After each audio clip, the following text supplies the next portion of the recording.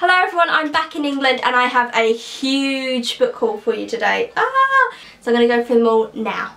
First up, I'm going to start with the two books that I bought from Waterstones. I got Harper Lee's To Kill a Mockingbird. Next up, I have Fangirl by Rainbow Rowell, which this was actually recommended to me by so many booktube people, so I thought I'd pick it up. It's about two identical twins who are going to university. This one here writes fan fiction, that's why it's called Fangirl, and then she meets a boy and it's all about there. Next up I have these two books. This one is called The Forgotten Garden and this is huge. Look at that, that is massive, so I don't know how long it's going to take me. But basically in 1930 a little girl is abandoned, so she ends up in Australia, a little child.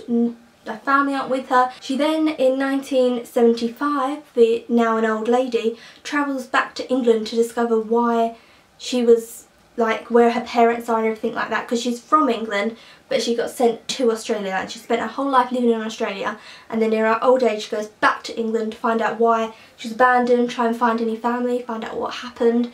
And then it's in 2005, I suppose this is why it's so big, because it's got to give you a feel for each of those times in history.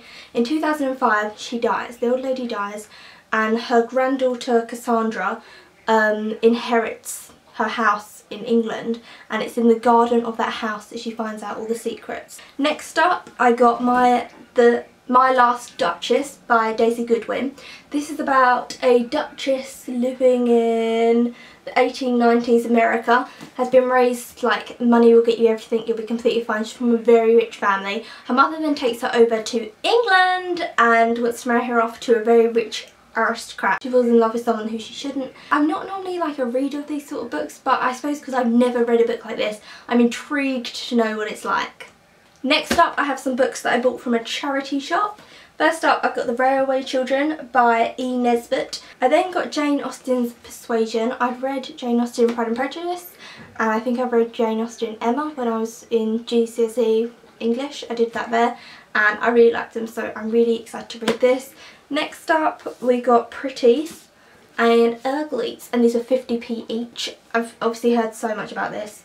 It's by Scott Westerfield. It's basically about we live in a world where when you become 16, I don't know whether you have plastic surgery, but you become pretty, and up until then you've been ugly. So Tally is about to turn 16, she makes a friend with someone called Shay, and Shay decides that she doesn't want to be pretty, she wants to run away. So when Tally becomes pretty, she understands how ugly the pretty world is, and she's like worried about what's happened to her friend Shay. Then the follow-on is about Tally has become pretty, she's undergo the surgery, and then she remembers something from her past from when she used to be ugly. And then my last two books are two books that I acquired in France.